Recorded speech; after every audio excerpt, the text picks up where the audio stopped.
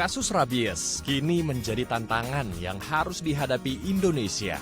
Pasalnya dalam 3 tahun terakhir, kasus gigitan hewan rabies tahunnya mencapai lebih dari 80.000 kasus dan kasus kematiannya rata-rata mencapai 68 jiwa.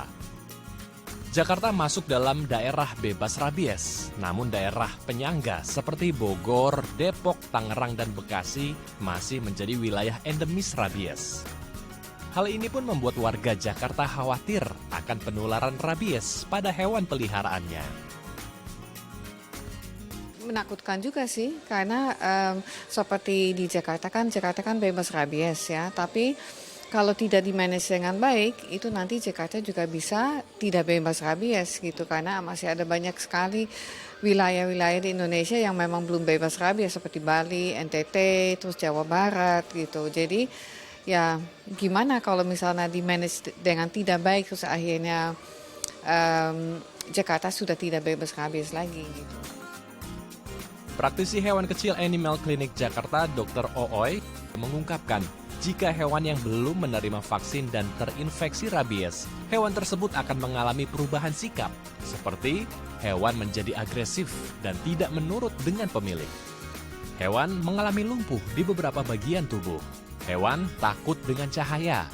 Hewan mengalami hidrophobia atau takut dengan air dan sulit menelan. Mulut hewan sering terbuka dan air liur yang keluar berlebih. Dan hewan mengalami kejang-kejang. Meski hewan yang terinfeksi rabies disertai gejala, namun pada beberapa kasus ada pula hewan rabies yang tidak menunjukkan gejala hingga akhirnya mati.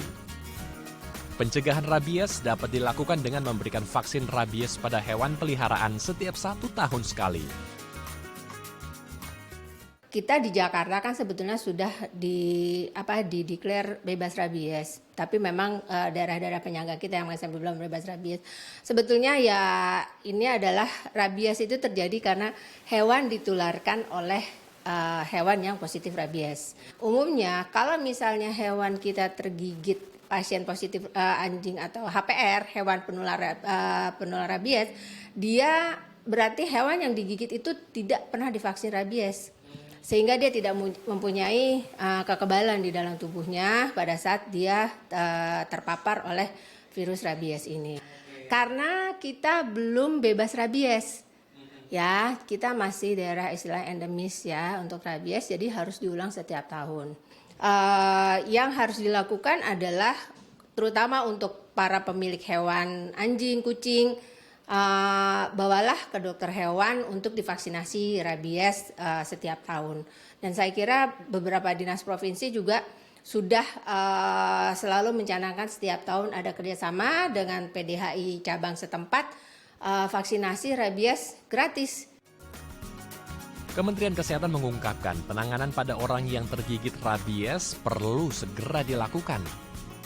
Karena jika terlambat, maka akan beresiko fatal pada kondisi kesehatan penderita hingga berujung pada kasus kematian dalam jangka waktu kurang dari 1 bulan. Karenanya, jika tergigit oleh hewan rabies, maka segera lakukan pertolongan pertama untuk mencegah penularan virus. Di antaranya, cucilah luka yang digigit hewan dengan sabun dengan air mengalir selama 10 hingga 15 menit. Hal ini untuk membunuh virus rabies yang masih tersisa di sekitar luka gigitan. Kedua, beri obat antiseptik, obat merah, atau alkohol 70% pada luka gigitan. Ketiga, hubungi rabies center atau fasilitas medis terdekat untuk menerima pertolongan medis selanjutnya, seperti menerima vaksin rabies.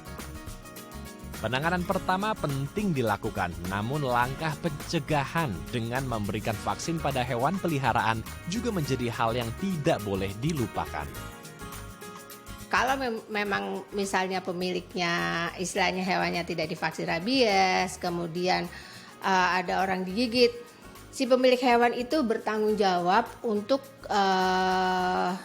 menanggung biaya vaksin dan penyuntikan serum hewan yang manusia yang digigit oleh anjingnya, seperti itu. Tapi kalau misalnya kita mempunyai katakanlah bukti sertifikat kalau hewan itu sudah divaksin rabies, paling tidak itu akan membuat para pemilik tenang, hewannya juga sehat, aman, sehingga kecil sekali kemungkinannya terpapar oleh virus rabies ini.